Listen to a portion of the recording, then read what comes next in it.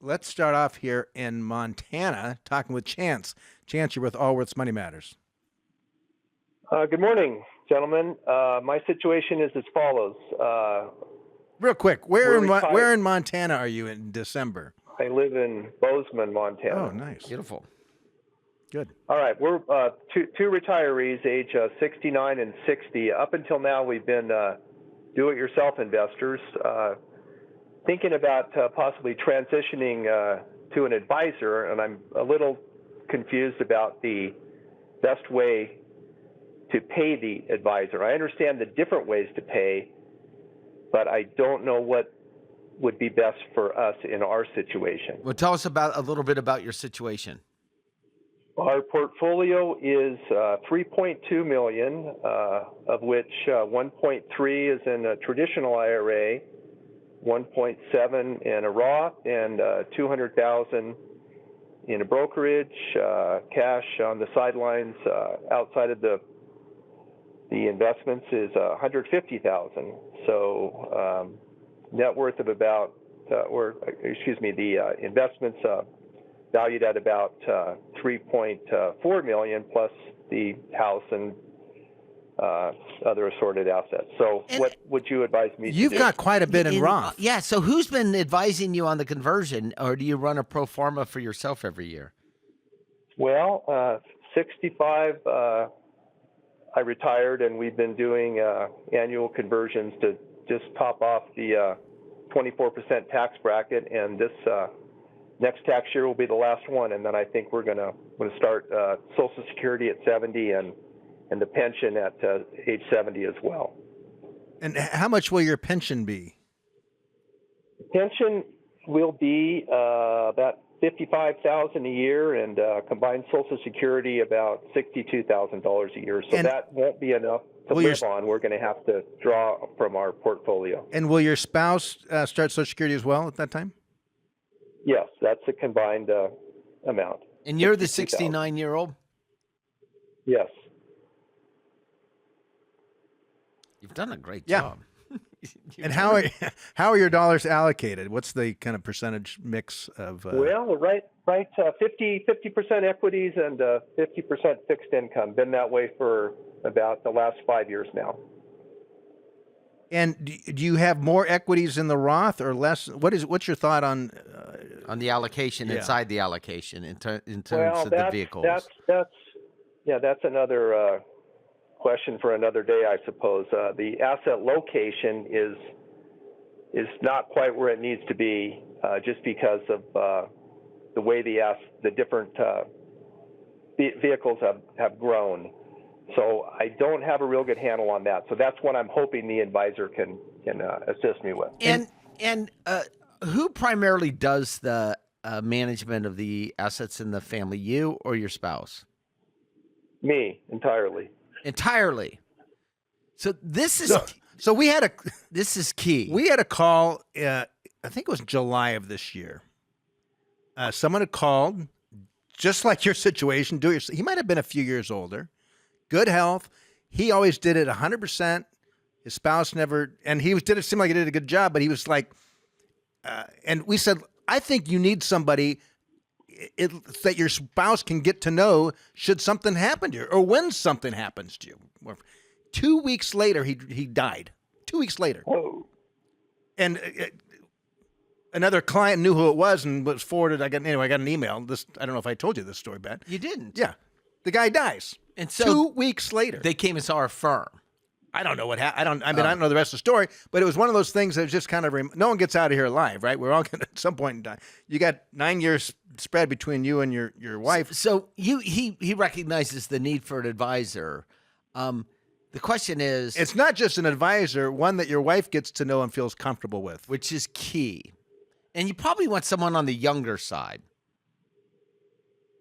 Not you guys, then. No, absolutely not us. Well, I mean, typically, we pair with younger advisors. Yeah, for sure. I mean, that's just kind of, we pair with a younger advisor in the firm. Typically, they'll have a couple of. When I was young starting, I would say I'm the perfect age for you because I'm going to be around to your dying day. And now that I'm an old guy, I'm like, I'm the perfect age. I have all this wisdom, experience. So, So from a continuity standpoint, it makes perfect sense. It's just I struggle with the fees are quite a bit more than I'm paying now, which is nothing. So that's kind of where I'm where the struggle is right now. Yeah, and so the question is, you actually probably don't have a problem with the fees. It's the value for the fees, and are they going to add value? So most people don't have a problem with the fees as much as like, do I actually need to pay a fee? Is there value add in this situation? and the less good a job you do yourself, the more value that add, and the more proficient you are at your own planning. Yes, but what did you do for a living? Airline pilot. Okay. Oh. That makes sense. Why are you waiting to take the pension till 70? Because it's Roth conversions. partially, but it grows every year up until age 70, at which time it stops growing. Well, and the reason I ask is the right answer should have said we optimized based on a normal life expectancy what the overall net worth would be by starting the pensions earlier and not living off any of the distributions. That would have been the right answer. Okay, well, I failed that one. Water under the bridge. And pilots, by the way, you guys are all known for being a little cheap. So that's just that's frugal. We like frugal. To call it Sorry, frugal. my yes. You could pay them anything you want, right? So the most important thing is that you create a relationship with that advisor, or have them manage one account, Because here's the reality, right? So here's what you're looking at. Like most advisors want to manage your money and charge a fee for it. You have $3 million. The fee's going to be, I don't know, 0.7 or 0.8 or somewhere in less than 1%, but still it ends up being some money, right? And you're thinking, why do I need to pay somebody that? Maybe I should use someone who just charges me by the hour. The reality is there's very few advisors who just charge by the hour, because good advisors say, why do I need to charge by the hour when there's other people that are willing to hire me to do the full thing, and I could... And you don't have to give all the assets to the advisor. Okay. So what you want is... I thought it was kind of an all or nothing thing. No. That makes sense. Well, no, here's Well, first of all, the advisor might need to prove themselves. So I'll tell a story from years ago. So this guy came in. He was an engineer. He was a rocket scientist. This is about 25 years ago. That'd be a little intimidating. He's a rocket scientist, worked at Aerojet General. And he said, look, I don't really need you, but my friends have told me what a great job you do. And so he said, I'm just going to give you this little bit of money to manage. So I'm managing the money, and I'm like, well, this, we should do this and this and this. And I remember he said, that makes complete sense. Why didn't I do that? And I said to him, well, how would I know why you didn't do that? I don't know what you know or don't know. I'm just telling you what I think you should do. And after 3 years, he turned over all his money to me to manage. He saw the value at that point. Because he saw the value at that point, right? I think... And when he died, we managed the money for years and years and years for his wife. So you want a relationship because you're the one that's flying. Oh, look at me. This analogy. You're the one flying the plane on this portfolio. And I'm certainly going to pass before my wife, and she is clueless here. So I for that reason alone, I need somebody else to I would just start with this and help. Just one of the accounts. Just take one of the, just have a straightforward conversation with an advisor. This is not unusual. Yeah, your situation is not unusual. And a good advisor, particularly someone on the younger side, is going to look at it like, that's fine. I'll just Yeah. Sometimes we'll actually do. Sometimes you can even ask. Would you do this for a flat fee? Yeah. Okay.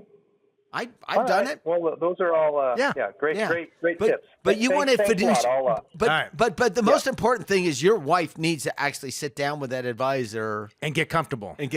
With that advisor, be it male or female, someone that they can actually relate to.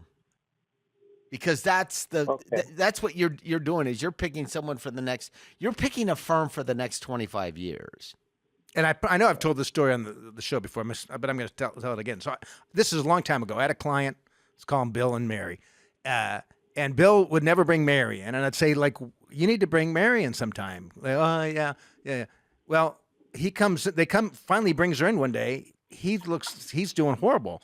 And she calls me afterwards and says he's got this illness. He passes away about 6 months later, relatively young. I think he was early 60s, maybe late 50s. And so she comes in with her sister because she didn't feel confident. Wasn't comfortable coming alone to the financial guy that she didn't know very well. And so I'm sitting there and her sister says, yeah, well, I told her she needs to get a rental for the tax deduction. Oh, my. And now I'm sitting there trying to have this argument of like why she should not buy a rental. Like the last thing this poor widow needs, just lost her husband, is to deal with a tenant, for crying out loud, right? Like, yeah. And I remember just thinking, this is on me. I should have demanded it. I should have demanded that I'm not going to talk to him without a spouse. That's what you need to do when you're in mourning after a long-term relationship, is introduce a bunch of real estate people into your life. Oh my gosh. So, but start the process. I would interview 3 different firms, and you're looking for some. I got to tell you, you're looking for some depth in the firm. Yeah. And 20 years ago, there weren't many large firms that had great depth. There are estate planning, tax planning, all that. There are. I could list 30 firms. 30? Yeah, 30 that have. Maybe not 30. Maybe not 30. But if you look, they're all going that direction. You look at the 20 largest independent wealth advisors. They offer, maybe not all of them, 90% of them offer estate planning, tax planning, insurance planning. Yeah, and that's the whole thing. You want to stick to and the that. financial plannings and all that other stuff, and the investment management. And then you're not relying on a particular individual. You've got contact with the firm, but with the person, but the person is supported by a large firm. So, all right. Okay, great advice. And by the way, in Bozeman, there's a couple great firms. Are there? Okay. Yeah, there are. I was there not too long ago. Well, in this Talked to day a and number age, of firms there. I mean, this day and age, you could be. It doesn't matter where you're at. It doesn't really matter. I mean, So, appreciate the call, Chance. Yeah.